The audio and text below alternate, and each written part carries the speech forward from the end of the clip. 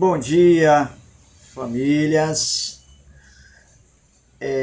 Para a gente começar, graça e paz. Queridos, a igreja, ela é um organismo vivo e é um ser pensante. Partindo desse princípio, a igreja ela tem o direito e a autoridade de pensar. Depois eu vou continuar tocando nesse assunto.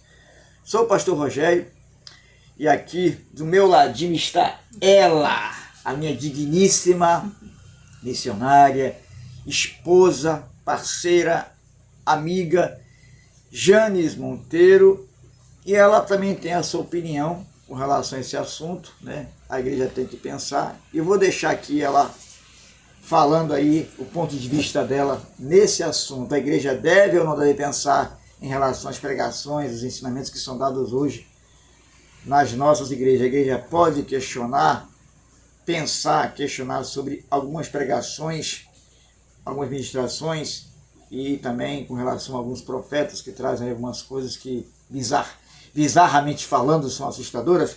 Missionária Janes, fique à vontade, minha esposa, por gentileza. Paz e graça a todos, bom dia, né?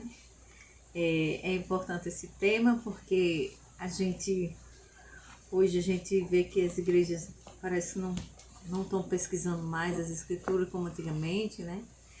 E se envolvem muito em atos de emoção, de ritualidades e esquece o principal, que é a palavra, que a gente deve analisar, deve pensar se realmente aquilo que está falando lá na frente vem realmente das escrituras, né? Porque às vezes a pessoa faz aquela salada, tira um pouco das escrituras, tira um pouco de si própria, A né? salada foi interessante. A salada. E tem casos que ainda mistura com alguns rituais, umas coisas místicas, sabe? É uma coisa bem complicada, porque parece que quer agradar todo o público, né? Todos os pensamentos, todas as ideias, mas foge totalmente do foco, que é a palavra pura, né?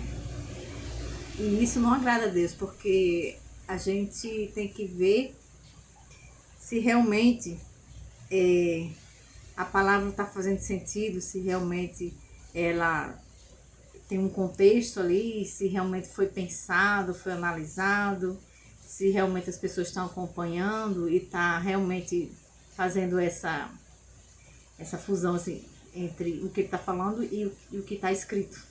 Gostei da palavra, fusão. Continue. Então, é isso, né? Temos que pensar assim, temos que analisar e para o nosso próprio conhecimento, porque a gente não pode ser leigo na palavra. Isso é bíblico, conhecimento, examinar as escrituras, né? É aí, daí que vem a nossa sabedoria, a palavra de Deus, não é verdade? Com certeza. Então pode continuar, pastor. Mas já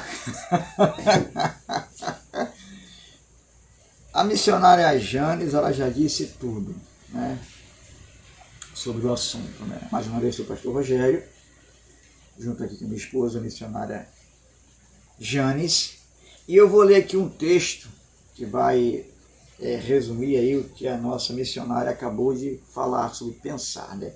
A carta de Paulo aos Filipenses, capítulo 4, verso 8, vai dizer o seguinte: finalmente, irmãos, tudo que for verdadeiro, vou concluir o texto, tudo o que for nobre, tudo o que for correto, tudo o que for puro, tudo o que for amável, tudo o que for de boa fama, se houver algo de excelente ou digno de louvor, pensem. Eu quero pegar aqui a palavra verdadeiro. É nessa expressão que eu quero comentar um pouco sobre a questão de pensar. A igreja é um organismo vivo e um ser pensante, não é isso, pastora? Com certeza. É um organismo vivo e pensante. Partindo desse princípio, repetindo, em que ela é um organismo vivo e um ser pensante, a igreja ela tem o direito e a autoridade de pensar. E quando eu falo de igreja, não é o lugar arquitetônico onde está sentado, né, no sentido de denominação. Mas quando eu falo de igreja, me refiro a eu e você, que somos seres humanos, nova criação em Cristo Jesus, e que o direito e a autoridade de pensar foi nos dada por Deus, né? Seja religioso ou não, independente de religião, é dado ao homem o direito de pensar. Dentro do contexto eclesiológico, dentro do contexto de denominação do cristianismo, da igreja, e como igreja, mais ainda, né? Principalmente no que diz respeito a pensar nas ministrações e nas pregações e nas profecias que são passadas para a igreja, se tudo isso está fundamentado nas Escrituras. Se a pregação que está sendo feita no altar, né, ela tem procurado ser uma pregação a mais bíblica possível. Eu não estou dizendo, querido, que quando os pregadores estão pregando, que 100% do altar vai sair ali só Bíblia, né? Que o pregador vai pregar 100% das Escrituras. A gente sabe que o pregador, ele também usa alguma coisa baseada no humanismo, né? Coisa também do ser humano, mas que pelo menos seja uma pregação mais próxima das Escrituras possível. É nesse ponto que nós estamos querendo chegar. E quer queira, quer não, hoje, nas nossas igrejas, temos visto que as pregações, elas são de uma forma pouquíssimas à luz das Escrituras, e muita coisa que você vê que não é bíblico, né? É totalmente humano, muito heresia, distante demais das Escrituras. E quer queira, quer não, essa distância das Escrituras geram na igreja doenças espirituais.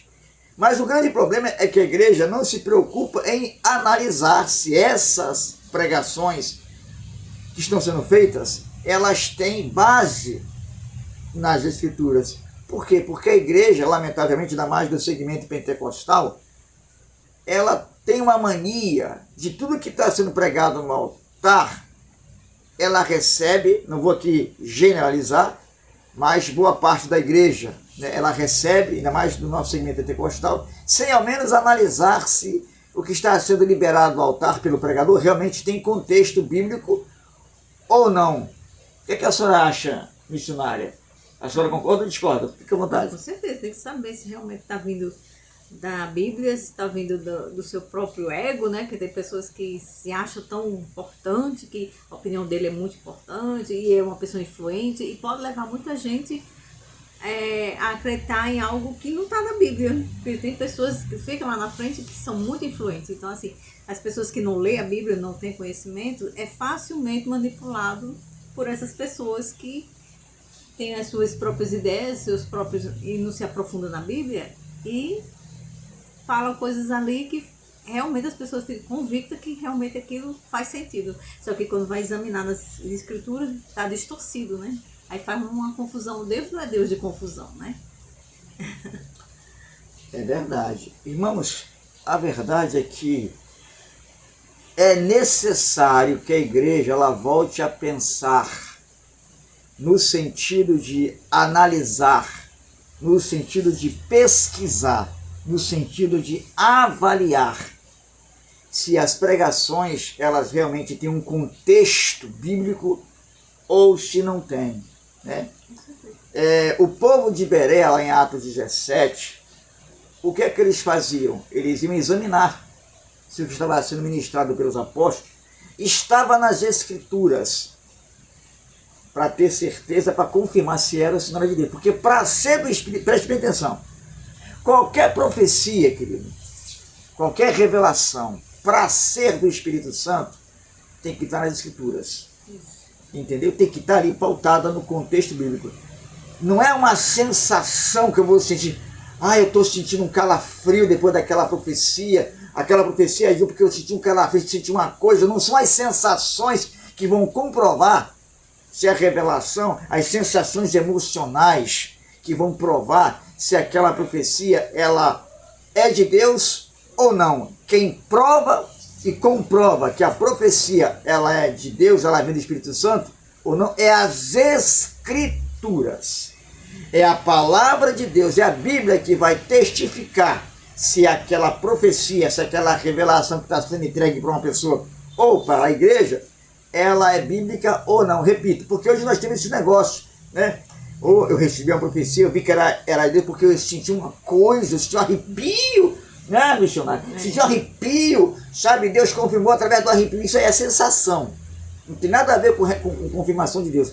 A confirmação de Deus clara e evidente que a profecia vem da parte do Espírito Santo é a Bíblia, é as Escrituras Sagradas. E é claro que hoje, lamentavelmente, nós temos vivido nas nossas igrejas de segmento pentecostal, eu não vou aqui generalizar, mas boa parte das nossas igrejas de segmento pentecostal tem vivido hoje o que é chamado hoje de analfabetismo bíblico.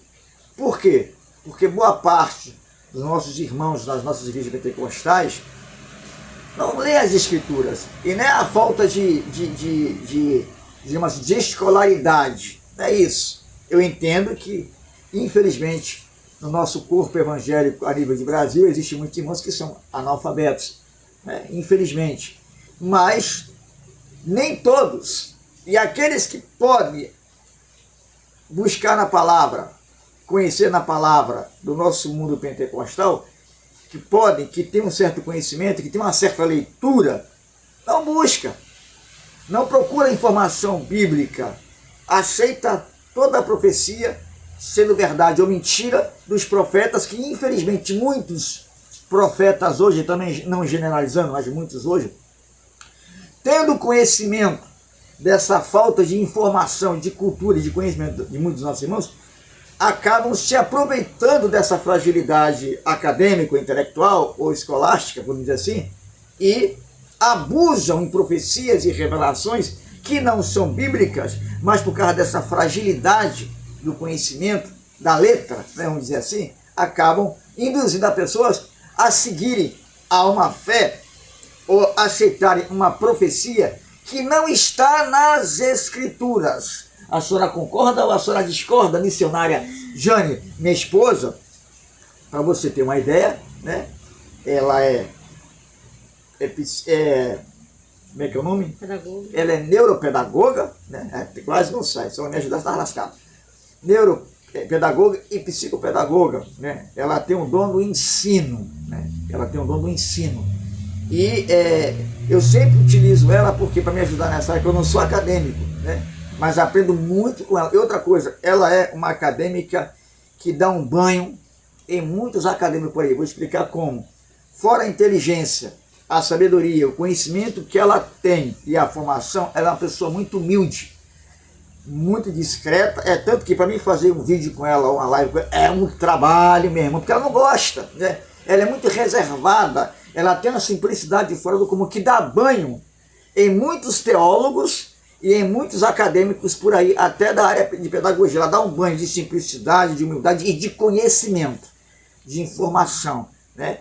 Já eu, né, não tenho essa formação acadêmica, mas gosto de aparecer um pouco mais do que ela. Só para descontrair. Não é, missionária? É. Mas enfim, né? A gente une o útil ao agradável, né? Vamos lá então. Há uma outra falácia que se usa hoje nas nossas igrejas, por muitos que têm preguiça de buscar o conhecimento, e a falácia é a seguinte, isso aqui é uma desculpa, né? Diz assim, pastor Rogério, eu creio que tem gente assistindo e pode pensar também no que eu vou falar agora sobre esse assunto. Pode estar enquadrado nisso ou não, vamos lá. A falácia é a seguinte, pastor Rogério e missionária Janes, mas tem muita gente que tem conhecimento bíblico, né? É acadêmico e não sei o quê, né? Mas não pratica a Bíblia. E eu vou concordar com você. Infelizmente tem gente que realmente tem informação, tem conhecimento teológico, conhece a Bíblia, mas não pratica. Esse é um extremo. Mas nós temos outro extremo, daquele que é acadêmico, daquele que é formado, é teólogo, estuda as Escrituras e procura viver as Escrituras. Então, olhando para esses dois extremos, o extremo que eu vou pegar para mim como exemplo é aquele teólogo, acadêmico, conhecedor da verdade e que procura praticar a verdade. E é nesse que eu vou me espelhar. É nesse que eu vou olhar. A minha esposa é uma mulher acadêmica, né? E não é porque eu sou dela, mas eu vejo que ela procura praticar a verdade, então é nela que eu me espelho. é nela que eu pego como exemplo a minha vida para seguir o rumo do conhecimento da palavra e procurar viver. Então, querido, não é desculpa. Não é desculpa, né? E outros até dizem que Pedro era analfabeto. Não, Pedro não era analfabeto, querido. Me perdoe assim, Pedro não era analfabeto. Pedro tinha um certo conhecimento. Ele não era acadêmico.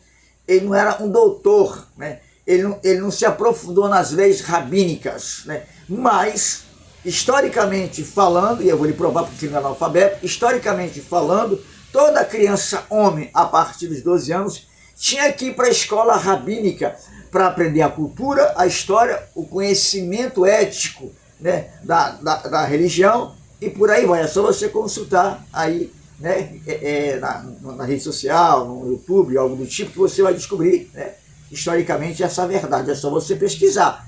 E Pedro, ele citou o livro de Joel, quando o povo recebeu mais do Espírito Santo, e citou o livro de Salmos. Então ele tinha conhecimento. Ele não era acadêmico, mas tinha conhecimento. Então não é muito saudável a gente usar Pedro, né, para dizer que a gente não precisa se aprofundar nas Escrituras. Não é se aprofundar, mas ler as Escrituras e buscar verificar nas Escrituras se o que está sendo pregado é bíblico ou não. Por isso é que nós temos que pensar.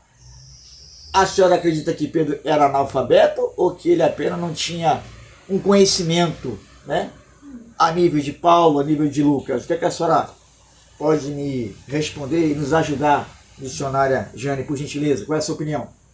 Não, analfabeto ele não era, né? Porque ele é uma pessoa que tinha experiências, ele é uma pessoa que tinha alguns conhecimentos, ele estudou um pouco também, né? Como você falou aí. Porque era a obrigação naquela época, mulher não, mas homem tinha essa obrigação de realmente ter um pouco desse conhecimento do básico, para desenvolver, né? A partir daquela base. Ele não se aprofundou em alguns conhecimentos, mas ele já tinha uma boa base, entendeu? Exatamente, concordo. Então, queridos, é isso.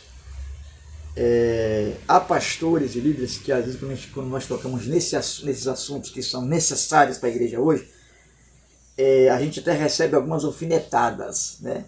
Mas a verdade ela tem que ser dita, doa quem doer, né? E a nossa igreja brasileira ela está padecendo porque muitos pastores tentam de uma maneira bem sutil, né, ofuscar a igreja de ter um conhecimento teológico, de se aprofundar com algumas falácias, né? Isso. Com algumas ideias, né, missionárias, que são jogadas no púlpito, né, quando uma revelação, quando uma mensagem é transmitida por algum líder ou algum profeta, aí usa a falácia. Não questione, apenas obedeça porque é Deus. Em outras palavras, você está proibido de pesquisar se ele está falando, você tem que obedecer, certo? Esse é o grande perigo que nós temos visto hoje nas nossas igrejas, inclusive nas igrejas, né, do segmento neopentecostal, que tem entrado muita coisa, né, muita loucura, muitos elementos, né, muitas festas que são feitas nas igrejas neopentecostais que não tem o fundamento bíblico para os nossos dias. Eu me refiro aos nossos dias. A igreja hoje, ainda que possa ter, mas não é só o Novo Testamento, é toda a Escritura, e é verdade. O velho aponta para o novo, e o novo cumpriu-se o velho, porque cumpriu-se em Jesus. Jesus, ele é o suficiente para a vida da igreja.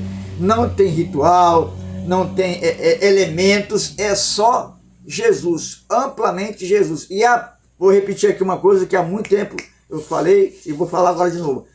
A prioridade de Jesus, querido, nunca foi sucesso financeiro para a igreja, nunca foi bens materiais, nunca foi prosperidade física. Não que Jesus queira ver o seu povo passando fome, e não que a prosperidade não exista na Bíblia, mas é uma prosperidade, né, que é bíblica, e que essa prosperidade ela não passa por cima, nem é prioridade em relação à salvação e a vida eterna em Cristo. Ela tem a sua prioridade, mas não acima. Ela tem a sua importância, mas não acima, corrigida pela fala. Ela não tem a sua importância acima da salvação e da vida eterna em Cristo, porque a maior prioridade de Cristo para a igreja é que ela vai morar no céu. é que ela viva na glória eternamente. Essa é a prioridade de Jesus e é a prioridade do ensinamento bíblico, tanto no Velho quanto no Novo. Para aqueles que jogam o velho na nossa cara, né? E dizem que se você é cristão, você tem que viver o velho e viver o novo. O velho aponta para o novo. E o novo é a conclusão e a doutrina clara da igreja. Não que o velho não sirva de exemplo para nós. Claro, com certeza, a igreja ela segue o Velho e o Novo Testamento. Porém, a nível de prioridade doutrinária, é o Novo Testamento. Então, querido, que a gente possa pensar. Eu estou desafiando você, eu, missionária Jane, minha esposa, estamos desafiando você como igreja, aonde for, a pensar, a examinar as Escrituras. Não é afrontar o seu pastor, não, é pesquisar o confronto. Não é pecado, o pecado é você afrontar, vamos dizer assim, que desrespeitar a sua liderança, mas confrontar com perguntas saudáveis para verificar se as ministrações estão dentro do contexto bíblico ou não. É um direito meu, é um direito seu, é um direito da igreja. Então, pense. A igreja é um organismo vivo e um ser pensante. Pense nas Escrituras e verifique se as pregações que temos ouvido hoje, elas têm realmente fundamento bíblico contextualizado em nome de Jesus. Missionária Janes, as suas considerações finais e fique à vontade. Porque o problema hoje em dia é que tem muitos achismos. Os achismos é que faz com que as pessoas acabem indo acreditar numa coisa que não é bíblica, né? E aí é complicado. Muito. Então a gente quer agradecer e que vocês continuem nos assistindo, influenciando outras pessoas, né? E também mandando para outras pessoas que precisam ouvir a palavra, para incentivar, para ler as Escrituras, né? É importante o conhecimento da palavra. Amém? Amém. Visite lá, nos visite lá no nosso canal, dê seu like lá. Nunca fiz isso, estou fazendo agora, fazendo aquela, né? Estou dando aqui, fazendo um apelo. Visite lá no nosso canal, Pura Exegese Bíblica lá no YouTube, dê seu ponto de vista, né? A gente também faz algumas lives no Instagram, Janes Rocha 7, né? Trazendo algumas mensagens, alguns estudos bíblicos. Simples objetivo, não para ofender ninguém, mas para confrontar aquilo que a gente percebe que está fugindo muito, mas muito do contexto bíblico e que, infelizmente, muitas pessoas corretas, piedosas na igreja acabam assimilando isso, né? E, com o decorrer do tempo, acaba ficando doente espiritualmente porque não está sendo ensinado. Não estou aqui generalizando, existe muito pastor sério bom que prega a verdade, mas, infelizmente, existe muito picareta por aí que ensina muita mentira. E para aquele que não tem o conhecimento bíblico, né, ou não procura, acaba sendo vítima desses camaradas. Amém? Nos visite lá no nosso canal Pura Exegese Bíblica. Pastor Rogério, missionária Janes, essa coisa maravilhosa que está aqui do meu lado, essa índia potiguar, essa mulher fantástica, minha esposa. Amém? E que Deus abençoe a todos vocês nessa manhã, em o nome do Senhor Jesus. Pode ligar, filho.